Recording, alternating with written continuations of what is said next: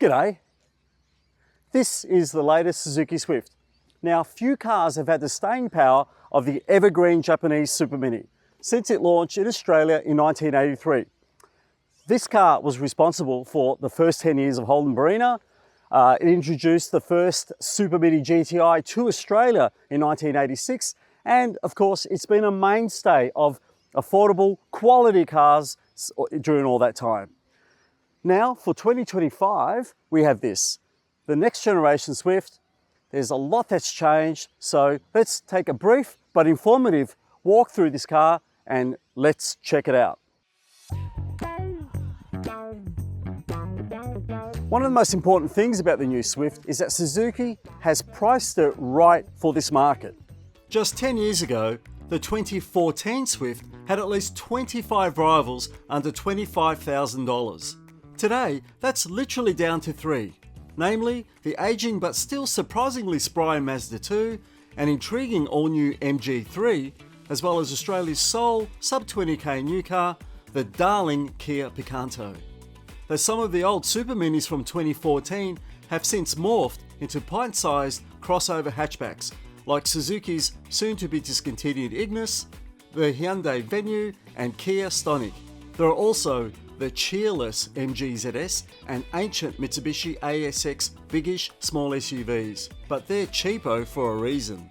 Unlike the latest Swift, which from $24,490 drive away is more than reasonably cheap since it introduces hybrid tech across the entire range while still being around the same price as the old base GL version. This now makes the new Swift Australia's cheapest hybrid. Granted, it's really just a mild hybrid system, but it's one that provides extra electrification to actually help boost performance and economy for the all-new powertrain and transmissions. The base Swift at last gains LED lights, telescopic as well as tilt steering adjustment, and important driver assist safety like AEB, along with lane support systems and adaptive cruise control.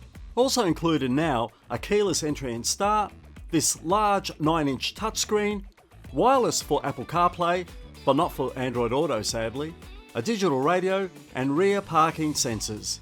The new Swift is also unique in being a lovely manual hybrid. Good on you, Suzuki. And the hybrid auto that is expected to be the best seller is $26,990 drive away. For the record, that's just $1,000 more than the equivalent old version, but with all that extra gear to boot.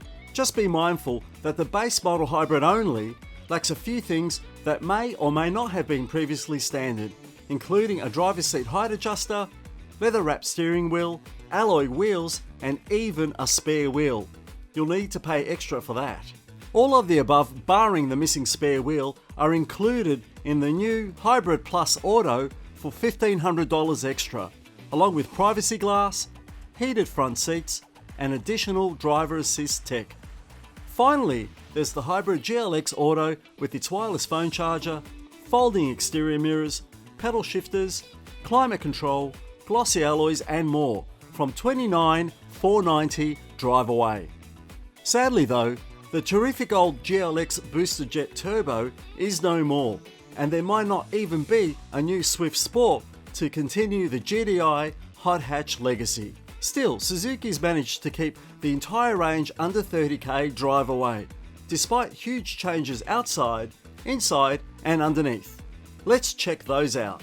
Right, I know what you're thinking. This thing looks like the old one, but in fact every single body panel has changed. It's also more aerodynamic. It's got a few more feature lines here, but otherwise it is essentially the same car underneath. What you think about the styling, is it better than before, is it worse than before? I'll let you decide, but it certainly has that distinctive Swift styling language. The Hearttech platform it sits on, by the way, carries over from before, but there are a whole host of changes inside. So let's take a look inside. Dimensionally, the latest Swift carries on from before, and that's no bad thing. Sitting on the same wheelbase, it's marginally longer and taller, but no wider. For an urban runabout, it's exceptionally roomy as well as practical in here. Entry and egress are easy. There's a sense of spaciousness thanks to deep windows, a high ceiling and lofty seating, while the latter also helps provide a comfortable driving position. Storage and ventilation are also in abundance. For many people, this completely redesigned dashboard will be the biggest advance, having finally grown up and away from the previous cheap and cheerful look. Highlights include pleasing seat fabrics, interesting textures, and a real sense of quality craftspersonship with a stylish and sweeping design. It's also worth pointing out the super clear analog instrumentation dials, supported by a digital speedo and configurable trip computer data. Actual buttons for the heating and air conditioning system, and, joy of joys, a manual handbrake lever. Plus, if you want to turn off the various beeps from the driver assist systems, these buttons are just an easy press away. Meanwhile, the rear seat area is surprisingly roomy for this class of car, probably more so than what a Corolla provided back in the early 2000s, with a decent level of cushy support for 2 people or 3 at a squeeze. Overall then, the base model is all the Swift you'll need, though you might miss the driver's seat adjuster, leather steering wheel and USB ports found in the higher grades. Another new over old bonus is cargo capacity, which jumps about 10% to 265 litres, and that's just under the luggage cover. Do note though, that for the Swift to achieve its sensationally low curb weight, it now uses a frankly inadequate tyre repair kit. Still, keeping those kilos low pays high dividends when it comes to performance and economy. If there's one area where Suzuki really shines, that's in making sweet little engines, and the new chain-driven 1.2 litre multi-hybrid 3-cylinder petrol unit is no exception. Now, on paper, its 61 kilowatts of power and 112 Nm of torque might seem a bit lacking, but the combination of lightness and a new electric motor starter generator deliver an additional 2.3 kilowatts and 80 Nm outputs for a healthy power-to-weight ratio, as well as some welcome extra low-down muscle. Drive is naturally sent to the front wheels via either a very slick shifting 5-speed manual gearbox or a new CVT auto, and the result, frankly, surprised us. Prioritising high economy and subsequently low pollution, this Euro 6D rated 3-pot hybrid powertrain delivers an astonishing combined fuel consumption average of just 3.8 litres per 100 kilometres for the manual and slightly more for the CVT. Both result in sub 80 grams per kilometre carbon dioxide emissions, along with around 970 kilometres between refills of the meagre 37 litre fuel tank. With just 70 kilometres on our ultra-tight test car's odometer, the trip computer's 6.7 litres per 100 kilometre readout is likely no indicator of the frugality we're expecting to come. So, how are such low consumption figures even attainable? Along with better aerodynamics and a low curb weight, the latest Swift Hybrid's ISG hybrid unit generates supplementary electricity under acceleration to ease the engine's reliance on petrol. It also recharges the 12-volt lithium-ion battery that lives beneath the front passenger seat floor off throttle via regenerative braking. Note that the Suzuki never drives purely on electricity. No Swift since 2004's new millennial redesign has been anything less than fun to punt around. A focus on driving pleasure and superior dynamics have helped make each version a cut above most rivals. Losing the smooth old 1.2 litre 4-cylinder engine in the name of low consumption and emissions is a noble but fraught move. But how does this translate out in the real world, especially with a Swift fan behind the wheel? Mostly brilliantly, actually. Losing a cylinder does result in a slightly less creamy power delivery, especially as it's accompanied by a distinctive 3-cylinder thrummy exhaust note. But that's still keeping in with the Swift's endearing sporty character.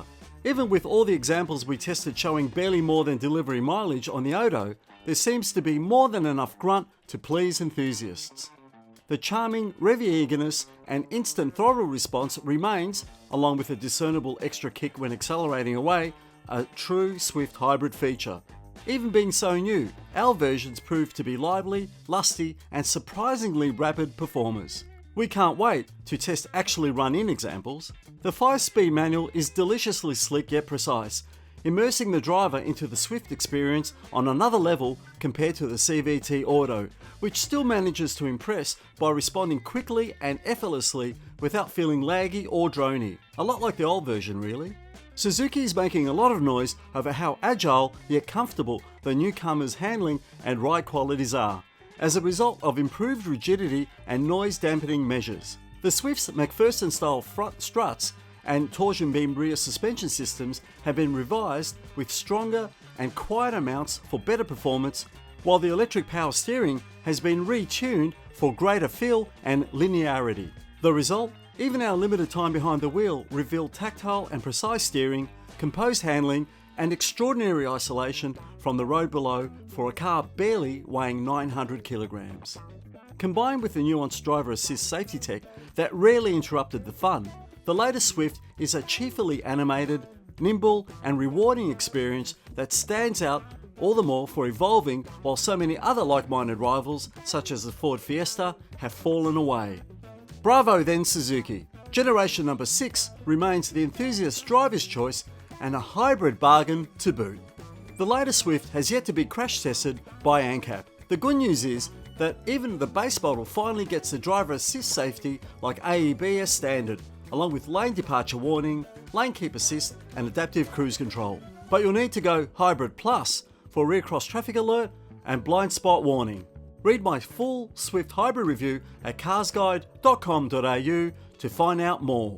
Still on the subject of security, Suzuki offers an industry average 5-year unlimited kilometre warranty and roadside assistance. Service intervals remain at every 12 months, but now jump up to 15,000 kilometres, while basic cap price servicing for the first 5 years and 100,000 kilometres is also available. So there you have it, a brief look at the new Suzuki Swift. It's better where it needs to be, it's still competitively priced, it's got loads of new tech that people will appreciate, but most of all, it still feels, drives, and is as refined as the last Swift was. And that was a car we absolutely loved, from the beginning to the end. Anyway, don't forget you can read my review at carsguide.com.au, and as always, thanks for watching.